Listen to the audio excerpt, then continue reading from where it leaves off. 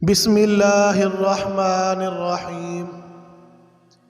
حضرت علی نے فرمایا 4 باتیں اپنی بیوی کو کبھی مت بتانا۔ نمبر 1، اپنی بیوی کے سامنے رونا مت، چاہے کتنی بھی تکلیف ہو، کتنی بھی پریشانی ہو، چاہے اندر سے کتنے ہی ٹوٹ چکے ہو، لیکن بیوی کے سامنے آنسو مت بہانا، ورنہ ساری زندگی تمہاری بیوی یہی سمجھے گی یہ مرد بہت کمزور ہے، اپنے جذبات پر قابو نہیں پا سکتا، چھوٹی چھوٹی چیزوں پر اداس ہو جاتا ہے، لہٰذا وہ تمہیں کمزور سمجھنا شروع کر دے گی۔ نمبر 2، بیوی کے سامنے اس سے گھر والوں کی برائی مت کرنا، کیونکہ ایک عورت جب شادی کر کے گھر آتی ہے تو اپنا سب کچھ چھوڑ کر آتی ہے، لیکن اپنے ماں باپ کبھی کوئی نہیں چھوڑ سکتا۔ نمبر 3، عورت کو اپنی کمائی کبھی مت بتانا، کیونکہ ایک مرد کو ہی پتہ ہوتا ہے کہ گھر کیسے چلانا ہے، سب کے خرچے کیسے پورے کرنے ہیں۔ ہاں، عورت کو اس کا خرچ ضرور دیں، اس کی ضروریات کا خیال رکھیں۔ نمبر 4، اپنی بیوی کے سامنے کبھی اپنے گھر والوں کی برائی مت کرنا، کیونکہ اس طرح تم خود ہی اس کی نظر میں اپنی عزت کم کر دو گے۔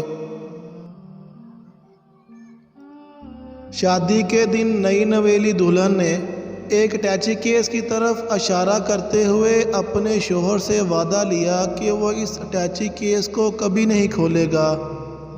شوہر نے وعدہ کر لیا۔ شادی کے 50ویں سال جب بیوی بستر مرگ پر پڑ گئی تو خاوند نے اس سے اٹیچی کیس یاد دلایا۔ بیوی بولی، اب یہ وقت ہے اس اٹیچی کیس کے راز کو فاش کرنے کا، اب آپ اس اٹیچی کیس کو کھولیں۔ خاوند نے اٹیچی کیس کھولا تو اس میں سے 2 گڑیاں نکلیں۔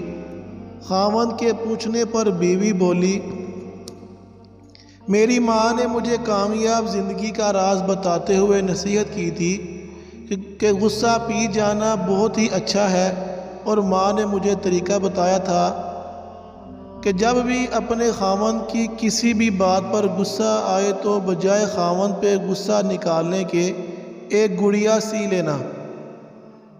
تو جب بھی مجھے آپ کی کسی بھی بات پر غصہ آیا تو میں نے گڑیا سی لی۔ خاوند 2 گڑیاں دیکھ کر بہت ہی خوش ہوا کہ اس نے اپنی بیوی کو کتنا خوش رکھا، کیونکہ بیوی نے 50 سال کی کامیاب زندگی میں صرف 2 گڑیاں ہی بنائی تھیں۔ محبت میں شدت معنی نہیں رکھتی، محبت میں عزت معنی رکھتی ہے۔ ایک ہوتا ہے کسی کو اپنی طبیعت کے مطابق ڈال لینا، اور دوسرا ہوتا ہے کہ کسی کی طبیعت کے مطابق ڈل جانا۔